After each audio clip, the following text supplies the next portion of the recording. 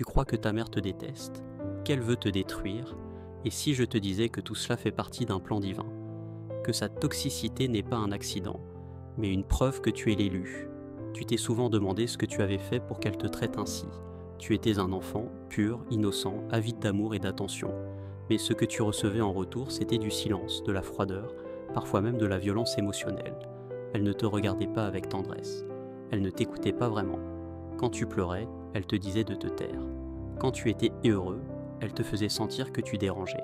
Et au fil des années, tu as commencé à croire que tu étais de trop, que tu étais un fardeau, que c'était toi le problème.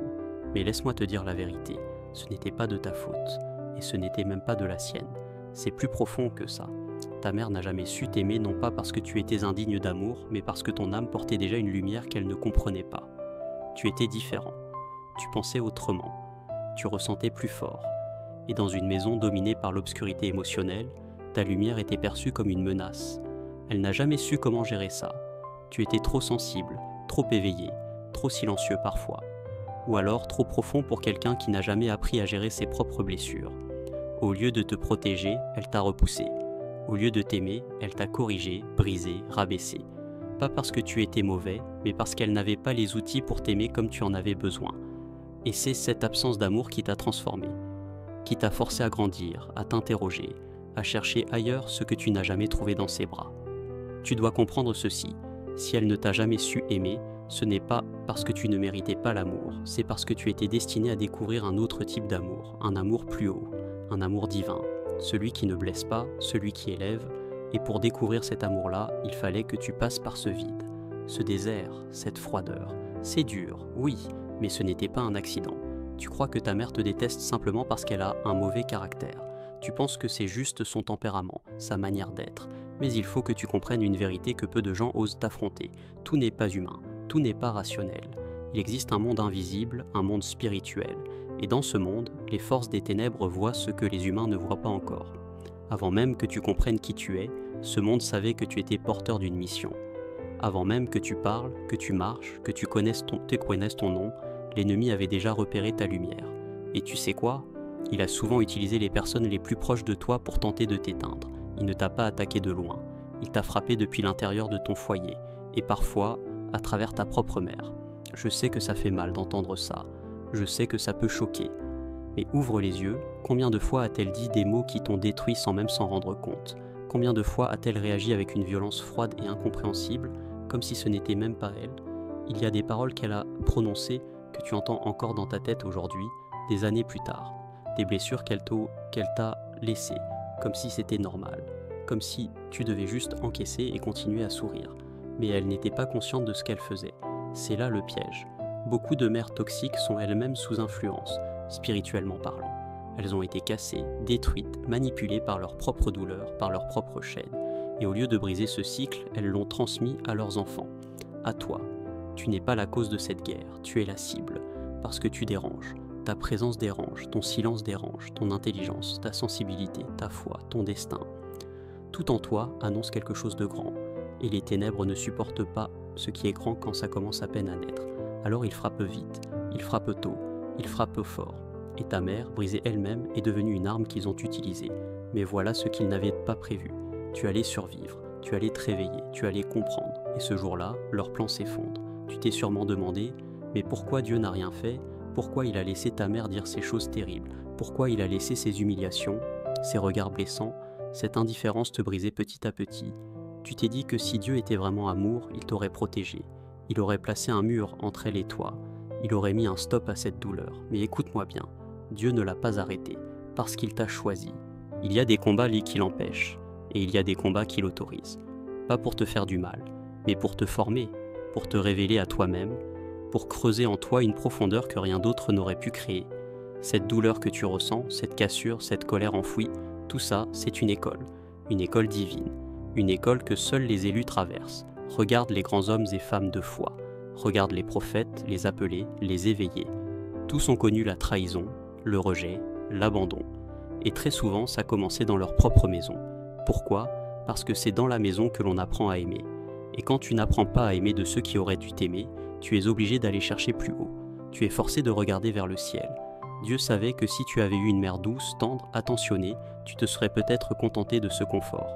Tu aurais cru que c'était suffisant. Mais il a mis dans ton cœur un appel plus grand. Il a permis ce vide pour t'obliger à chercher la plénitude. Il a permis la blessure pour que tu cherches la guérison dans ses bras, pas dans ceux des hommes. C'est dur à accepter, je sais. Mais ce n'est qu'en comprenant que cette douleur faisait partie du plan que tu peux commencer à la transformer. Ce n'est qu'en acceptant que rien n'était un hasard que tu peux reprendre le pouvoir sur ton histoire. Dieu ne l'a pas arrêté, non, parce qu'il savait que même blessé, tu allais te lever. Il savait que tu allais puiser une force surnaturelle dans tes larmes. Il savait que ta souffrance allait devenir ton témoignage. Et aujourd'hui, tu n'es plus une victime. Tu es un témoin, un survivant, un élu. Tu crois que tu es seul parce que tu n'es pas assez bien. Tu crois que ta solitude est la preuve que tu ne mérites pas l'amour. Mais écoute bien, ta solitude n'est pas une malédiction, c'est un signe que tu es différent, un signe que tu es mis à part, un signe que tu es l'élu. Et tu veux savoir où ça commence? À la maison, chez toi, là où tu aurais dû te sentir en sécurité, là où tu aurais dû être entouré, valorisé, écouté. Mais au lieu de ça, tu as grandi dans le silence, l'incompréhension, les regards froids. Tu ne pouvais pas être toi-même, tu marchais sur des œufs, tu faisais tout pour plaire, pour ne pas déranger. Et pourtant, même quand tu te faisais tout petit, tu étais encore trop. C'est comme si ta présence était de trop, comme si rien en toi ne suffisait. Et cette impression-là, elle t'a suivi partout, à l'école, dans la rue, même avec tes amis. Cette impression d'être un extraterrestre parmi les humains, mais ce n'est pas parce que tu étais bizarre, c'est parce que tu étais spirituel, tu étais connecté à autre chose, à une réalité plus grande. Et ça, très peu de gens autour de toi le percevaient. Et c'est pour ça que Dieu a permis cette solitude. Il t'a caché, il t'a isolé, il t'a mis à l'écart, pas pour te punir, mais pour te préserver. Parce que l'élu ne peut pas se mélanger avec tout le monde. L'élu ne peut pas être formé dans la foule. Il est formé dans le désert, dans les larmes, dans la nuit, dans la prière, dans les personnes ne me comprend. Ta maison était ton premier désert. Et tu y as appris à survivre sans amour, sans reconnaissance, sans appui. Mais ce que tu ne savais pas, c'est que pendant tout ce temps, Dieu te regardait. Il formait ton cœur. Il sculptait ton caractère. Il arrachait de toi la dépendance aux regards humains. Il faisait de toi un être libre. Aujourd'hui, tu regardes en arrière et tu comprends. Tu n'étais pas maudit. Tu étais choisi. Et c'est pour ça que tu as toujours été à part, même dans ta propre famille. C'est pour ça que tu as ressenti une solitude profonde que personne ne comprenait. Parce que tu étais né pour porter une lumière que les autres ne voyaient pas encore. Il y a une douleur en toi que personne ne voit. Tu souris parfois, mais derrière ce sourire, il y a une fissure, une faille qui date de loin, une blessure ancienne que même les années n'ont pas réussi à effacer, une douleur qui revient la nuit, quand tout le monde dort, une douleur qui murmure « tu n'as jamais été assez ». Mais cette douleur, ce n'est pas une faiblesse, c'est un indice, une preuve, un signe. Elle n'est pas là pour te briser, elle est là pour te montrer quelque chose de plus grand. Écoute-moi bien, derrière chaque blessure profonde, il y a une destinée cachée.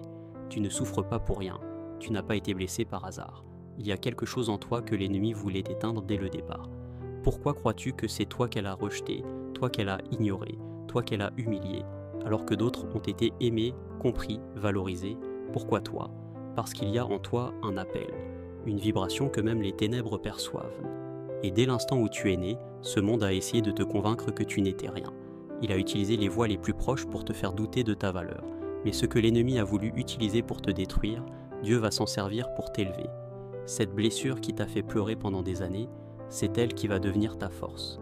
Elle t'a obligé à chercher Dieu. Elle t'a obligé à développer une maturité que les autres n'ont pas.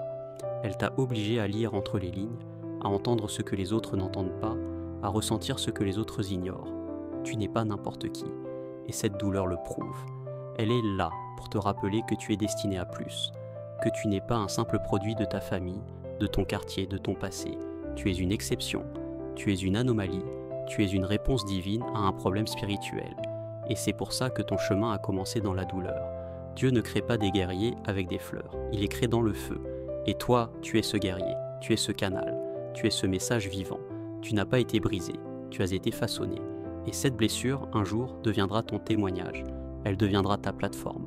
Elle deviendra la preuve vivante que Dieu peut faire jaillir la gloire même à partir de la souffrance. Tu dois maintenant entendre cette vérité qui va changer ta façon de voir toute ton histoire. Ce rejet, cette hostilité, cette froideur que tu as vécue ne sont pas le fruit du hasard. Ce n'est pas un simple conflit familial. C'est une bataille spirituelle, une guerre invisible. Tu es l'élu. Oui, toi, celui que les ténèbres veulent faire taire avant qu'il ne parle. celui que le monde veut briser avant qu'il ne se lève. Ta mère, même si elle ne le sait pas, a été un instrument dans cette guerre. Elle a combattu contre toi non parce qu'elle te déteste personnellement, mais parce que tu portes une lumière qu'elle ne peut pas contenir. Pense à cela. Si tu avais été comme les autres, si tu avais suivi la masse, si tu avais été ordinaire, tu n'aurais jamais été attaqué ainsi. Mais tu n'es pas ordinaire, tu es différent. Ta sensibilité, ta foi, ton courage, ta vérité, tout cela dérange. Et ceux qui vivent dans les ténèbres ne tolèrent pas la lumière. C'est pour ça que ta mère a été contre toi. Pas parce qu'elle voulait te blesser gratuitement, mais parce qu'elle a ressenti, inconsciemment, cette lutte spirituelle. Elle s'est battue avec ses propres démons, ses propres peurs, mais en même temps, elle a été utilisée pour tenter de te faire plier. Mais aujourd'hui, la bonne nouvelle, c'est que tu es plus fort qu'elle. Tu es plus fort que ce combat. Et surtout, tu n'es plus seul. Dieu est avec toi. Il t'a choisi, il t'a protégé. Il a veillé sur toi même dans l'ombre, même dans les larmes. Tu es un vainqueur, tu es un guerrier. Et c'est parce que tu es l'élu que tu as traversé tout cela. Tu as été testé, affûté, préparé.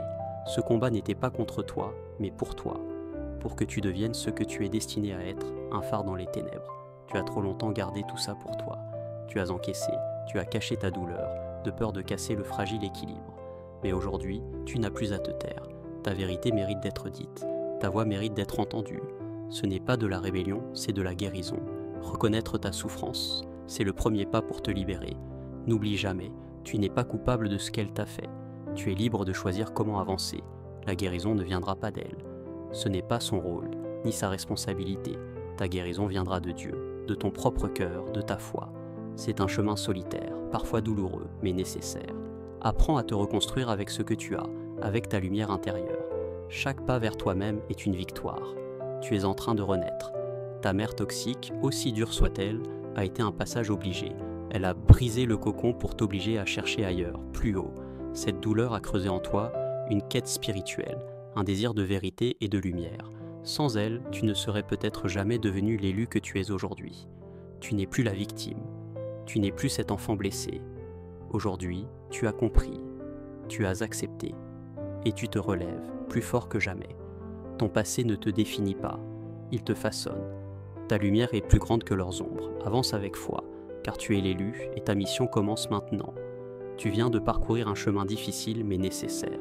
Reconnaître la vérité sur ta mère, sur ta douleur, sur ton destin, c'est le début de ta liberté.